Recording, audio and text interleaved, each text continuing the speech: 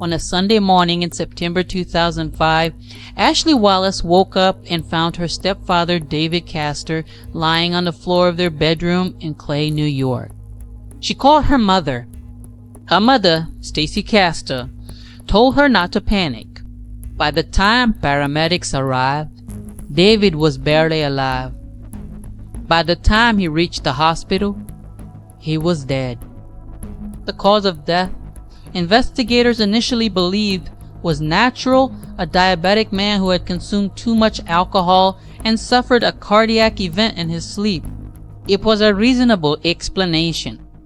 It was also exactly what Stacey Castor needed them to believe, because Stacey Castor had done this before, not once, twice.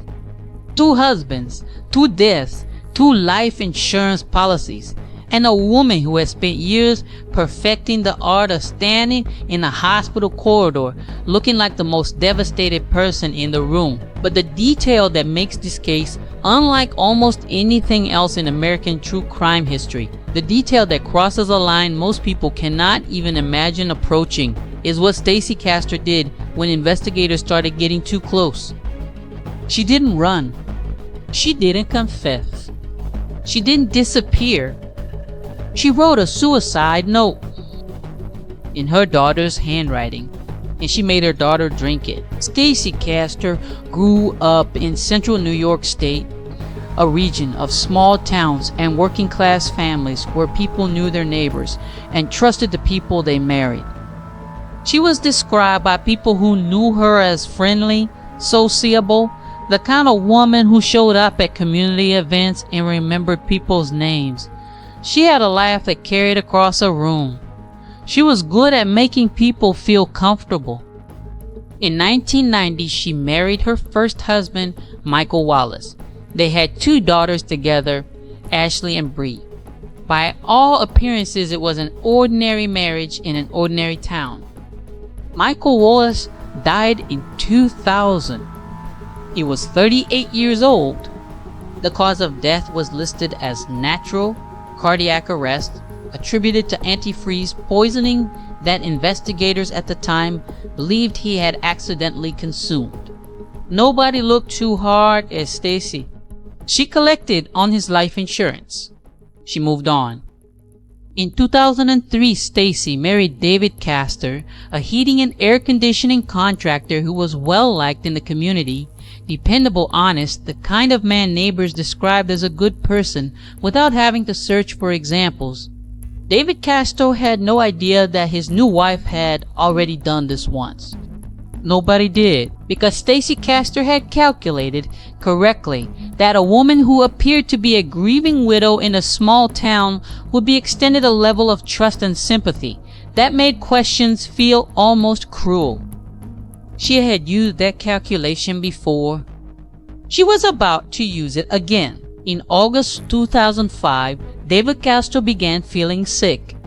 It started as nausea and fatigue, the kind of symptoms that could mean 100 different things and that a busy man in his 40s might dismiss as stress or a minor illness passing through.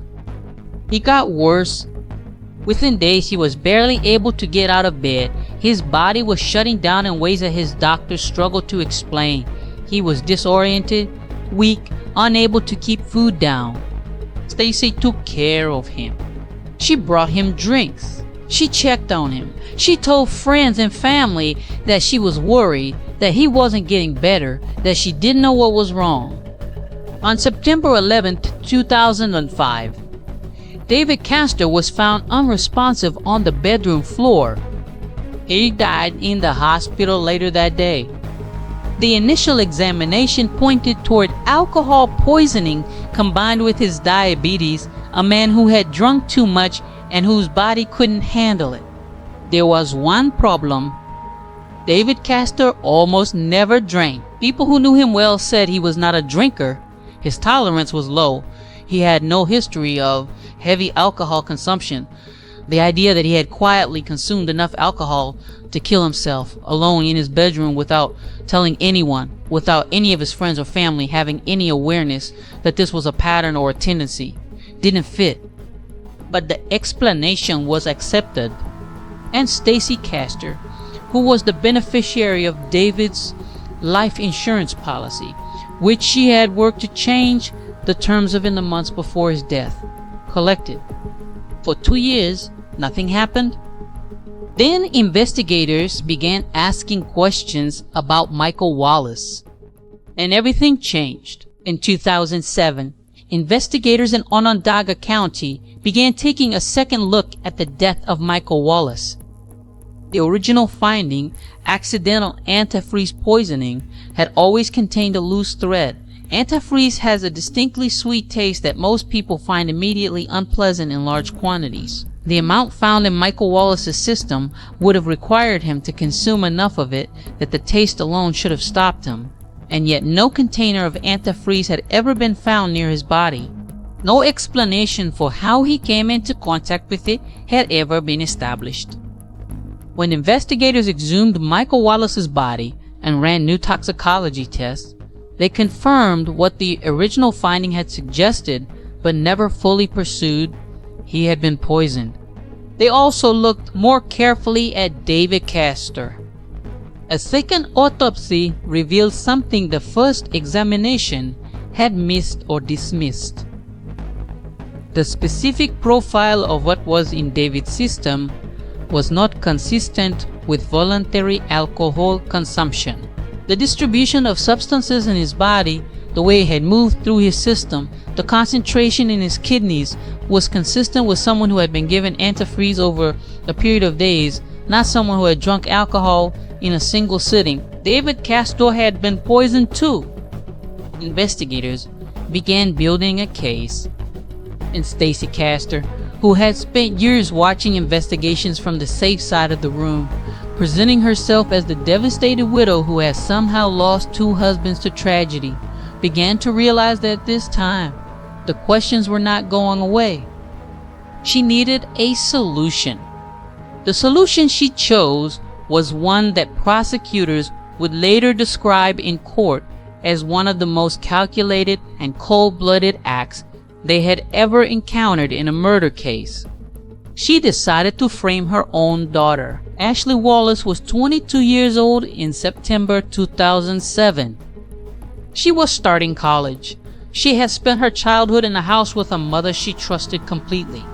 A mother who had always been present, always attentive, always the first person to show up when something went wrong. She had no idea what her mother had done. On the first day of Ashley's college orientation, investigators came to the school to question her about Michael Wallace's death, her biological father. They told her that the exhumation had confirmed he had been poisoned. Ashley was devastated. She went home. That night, Stacey Castor gave her daughter a drink. Ashley drank it. The next morning, she was found unconscious. Beside her was a note. The note confessed, in what appeared to be Ashley's handwriting, to poisoning both Michael Wallace and David Castor. It said Ashley had done it because she didn't want either man in her life. It described her guilt. It said she couldn't go on. It was a suicide note designed to look like a confession. Ashley was rushed to the hospital.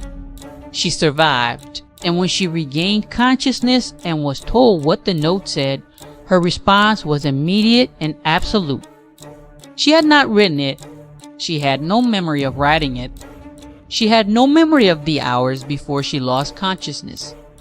Investigators examined the note carefully. They found errors, grammatical patterns, and phrasing that didn't match Ashley's known writing. Typing sounds on a police wiretap placed on Stacey's house had recorded keystrokes during a phone call in which Stacey claimed not to be using a computer. Several drafts of the note were later found on Stacey's computer. The drink Stacey had given her daughter contained a toxic combination of alcohol and prescription medication.